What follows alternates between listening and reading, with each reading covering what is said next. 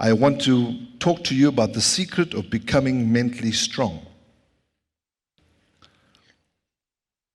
So for my opening scripture, I'd like to read the following in Proverbs 24, verses 3 to 6. It says, "By wisdom a house is built, and through understanding it is established. Through knowledge its rooms were filled with rare and beautiful treasures. The wise prevail through great power, and those who have knowledge muster their strength. Surely you need guidance to wage war, and victory is won through many advisors." Proverbs, the 4th chapter, verses 5 to 9 says the following, "Get wisdom, get understanding. Do not forsake my words or turn away from them. Do not forsake wisdom, and she'll protect you. Love her, and she'll watch over you. The beginning of wisdom is this: get wisdom, though it cost you all you have. Get understanding. Cherish her, and she'll exalt you. Embrace her, she will honor you. She will give you a garland to grace your head and present you with a glorious crown." And then I want to jump you over to the New Testament in the book of Matthew, the 7th chapter, verses 24 to 28. "Therefore, everyone who hears these words of mine and puts them into practice is like a wise man who built his house on the rock. The rain came down, the streams rose, the winds blew and beat against the rock, yet it did not fall, because it had its foundations on the rock. But everyone who hears these words of mine and does not put them into practice is like a foolish man who built his house on sand. The rain came down, the streams rose, the winds blew and beat against the house, and it fell with a great crash. And when Jesus had finished saying these things, the crowd was amazed at his teaching." Now, there's some points I want to talk to you about just becoming strong mentally. My first point is this: get serious, gentlemen, about life, because life is serious. It is serious. With every turn, death wants to grab a hold of you. You've got to keep the spirit of death away from you. Make wiser decisions. Keep away from places you should keep away from. Don't indulge in things you shouldn't indulge in. Just get wiser. Keep death at a distance. I was driving just to tell you, and I know person I'm talking about is not here because he's not feeling too well, but I was driving one day with him on the freeway, and he kind of was on the extreme left on the freeway, and then he says, "Keep there, we won't turn to the airport, and then we'll just try to gap right at the end. We'll cut the traffic and we'll make it." I said, "It's very unwise." I said, "You're trying to cut off 5 minutes, you may spend 5 hours here in an accident." So I said, keep death as a distance. Rather wait. Take your time. Expend the 5 minutes. Will save you 5 months perhaps of rehabilitation in the hospital. We've got to think like that. So life is serious. Keep death at a distance. Life is serious. We are living in the best of times, and we are living in the worst of times. It is serious if we win or lose. Family life is serious. Marriage is serious. Serving God is serious business. It is serious. Satanists are serious. They're fasting and praying for our marriages to fail. Christians should be serious. We get more serious about many things around us: rugby, football, sales. Recently they had a sale at Conobia, the mall. You should have seen the people throng and fight for oil. Gallons of oil. They took it serious.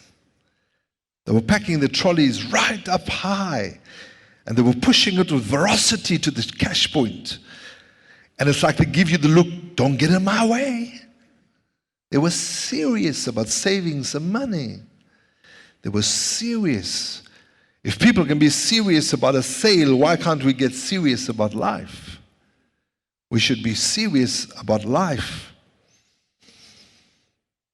We must take it on. Let them say about us, and it doesn't matter, let them say, those people are serious. We have some good times along the way, great. And we celebrations along the way, great. But let us all make a new commitment about the seriousness of serving God, and doing the work of God. That's my first point to you. Let's get serious. Don't come 10 minutes after the service starts. Get here 10 minutes before the service starts. That's serious. Don't walk in as if, I want to be here, but I don't want to be here. That's not being serious. If you love the house of the Lord, then love it. That's serious. My second point, get smart. Get smart. See if you increase your ability to comprehend. Study to get information. Or one way you do it right, and the other way is to do it wrong. But I implore you, do it right. And don't stay there too long. Learning is the beginning. Proof is our success. It is the motivation. If you have an idiot and you motivate him, you'll end up with a motivated idiot. So we don't want to motivate idiots. No, we want to motivate smart people. Study, learn, grow. Develop your own personal philosophy. Don't curse what you got. Let's make the best of it. If you will bless what you got, if you will look and see what you got, if you will bless it, it will multiply. If you curse it, it will diminish. That's not being smart. Because if you complain and murmur, have you noticed that people that complain and murmur, they're losers? They lose all the time. Always complaining about the car they drive, they complain about the house they have. Or instead of taking better care of it and blessing it and with their words and blessing it, perhaps they'll get a bigger house, perhaps they'll get a nicer car, but they don't do that. They murmur constantly. Remember, in the wilderness, God heard their murmurings. And what did God do? He allowed them to die in that generation. So that's what we learn. We learn to get smart. We're not going to do stupid things that those people did. So what do? We take everything in our hands, everything God's given us. We count them and say, God, we're grateful for it. We bless it in the name of the Lord. And so we will increase. And as we increase, we bless it some more. Jesus took the bread and the fish, and he gave thanks. And if only we learn how to give thanks, your bread and your fish will multiply. You will feed the multitude. So it's about getting smart. So get smart. My third point is get going. Take action. Do what you can. Don't get stuck. Move on. Start with small disciplines. Everything matters. Everything affects all other disciplines. Go for the disciplines. If you're faithful in little things, God will make you faithful in big things. Start small, and when you handle big things, you will do well. But just learn to handle the small things well. My fourth point is get better. For things to get better, you ought to get better. Learn how to handle the winters of life, the social winters, the political winters, the economic winters. Get better at handling the winters, because winters are there. We experience them. We don't have to cry about it. Prepare. The Bible tells us in Proverbs, consider the ant, thou sluggard, how that in summer, without having no captain, they toil and store away. When things are good, you store away. So when winter hits you, you're not out in the cold and dry. My fifth point is get stronger. Develop the muscle, the inspiration muscle. Do it again and again. You'll get better. Develop a long arm, and that will give you a long reach. Don't wish for a better winter. Wish to be stronger. Take advantage when the weather changes. Defend yourself against your enemies, physical enemies, spiritual enemies, yourself, your doubt, your fears, your frustration. Learn to overcome them. Defend yourself against your enemies. These are all your enemies. When you sow the garden, the weeds and the bugs show up. They are there. You can't get rid of them. They just keep on showing up. Have you noticed that? The more you clean, the more they show up. The more you till the soil, the more they show up. You just go to work, make decisions. Don't let indecision stop you. Don't pick up doubt. Drive them into a corner. Don't doubt yourself. Invest in your life. Your life is worth it. I said invest in your life. Your life is worth it. When worry shows up, gentlemen, when worry shows up in your life, drive it into the corner. We all has the tendency to worry. Every now and again, the enemy will throw in doses of worry, bags of worry your way. You know what you do? Throw it in the corner. You have to master worry. Drive your worry into a small corner. You're in good hands. I said you're in good hands. We are all in good hands. We are in the hands of a living God that takes care of us. We're in good hands. There are enemies of the mind, pessimistic side.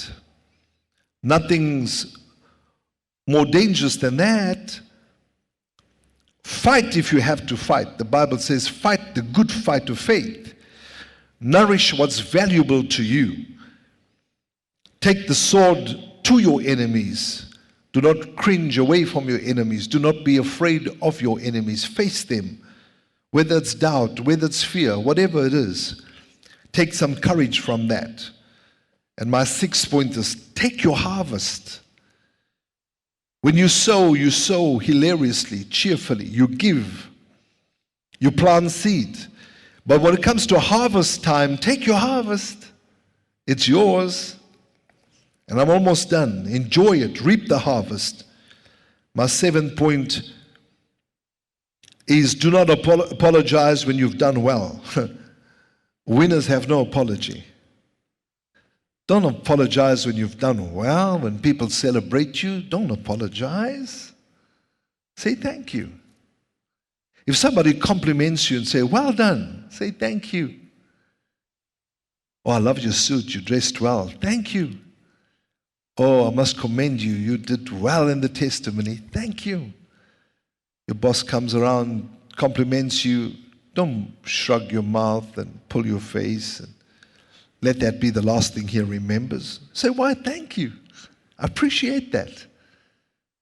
When somebody lavishes praise on you, accept it.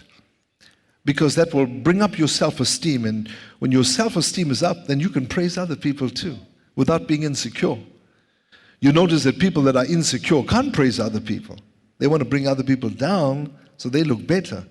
But if you're secure, doesn't matter, it doesn't matter where you are, but if you're secure in yourself, you'll always be able to praise somebody else and think better of somebody else. So do not apologize. Winners go back with no apology. Get better. Absorb, be a sponge. Develop the ability to respond. Develop the ability to reflect. And develop the ability to share. Reach out. Let's touch the lives of people. Get excited, not surface excitement, deep excitement. Let's get excited. You know what I'm talking about, men. When you met your fiancée, or who's now your wife, but the first time you met her, you were excited. When you went home, mom couldn't work out what you were excited about. Was it the food? What was it? But slowly the excitement waned away. And I think it's the same thing when it comes to things of God. I remember when I was first saved, I'm telling you this is the truth. When I was first saved, I would drive to church 3/4 an hour early. I was the first one in the car park. I was angry with the doorkeeper. Why isn't he opening the door? Until I realized that not everybody is excited as I was. See? I remember when we went to church up in Johannesburg, when they had special guest speakers and they would lock the door and the crowds were gathering and pressing at the door. Then the ushers would open the door. To get a seat, you had to run down the aisle. I ran to get a seat right in front. I ran many times. I did, even as an adult. I ran to get the front seat. Because you were nobody, you weren't given the front seat. You had to run to get the front seat. That was excitement. Let's not lose our excitement in serving God. If we can show the excitement, it will rub off on our kids, will rub off on our wives. We'll get excited. On a Saturday, start putting your clothes out. Don't on a Sunday morning while you have food in your mouth, where's my shoes? No, that's not the right time. If you start getting your clothes out and getting ready on Saturday evening for Sunday morning service, that's excitement. People know it. Your family can see it. Once or twice I didn't come to church. I got asked by my grandchildren, Grandpa, why weren't you in church? And I tried to brush off that question. And I got asked the second time, why weren't you in church? I said, oh boy, now I have another generation watching me. So get excited. And then, of course, lastly, my last point, it's good now and again to get away. That's the last point. It's good to get away. Balance your life. Take care of yourself. The enemy wants you frustrated and he wants you tired. And when you feel tired and you feel frustrated, just take a little refresher. Just go away and rest a little bit. That's what Jesus said. Let's go away, rest a little while. The Sabbath was meant for that, to rest. 6 days you'll work, 7th day you'll rest. When you're feeling tired, learn to say no to people that's trying to expand your itinerary, trying to make demands on you. Oh, you know, I just want one favor, man, just one favor. I think you've got to be brave enough to say, no, I'm sorry, I can't do that. I'm sorry, I'm not available. The biggest, let me close with this. The biggest word you can learn today is the word N-O. People will call you, can we borrow money? No. I'm not the bank. Because there goes, you lend money one time and there goes 2 years of your kind of personal peace, because now you're trying to get that money back for 2 years and now it's causing all types of things. But you know what? You'd rather just bless the person and say, listen, I don't have money to lend you, but I'd rather just give you some money. I'll bless you with this and then it's over. Do you understand? So say, when people make demands on your time, say, no, I'm resting. No, I'm going away. No, I'm not available, so that you conserve your energy. Are you with me? Did you get something out of that? I trust you did. For our television audience, I want to say to you, thank you for watching us and listening to us. I trust that this has been a great encouragement to you. Now, our details are coming up on the screen. We'd like you to phone the prayer line and sow a seed. Our banking details are coming up on the screen. Partner with us and sow a seed so that we can come more and more in your area. Thank you for watching and thank you for listening, and the Lord bless you. Let's clap our hands as we end the program.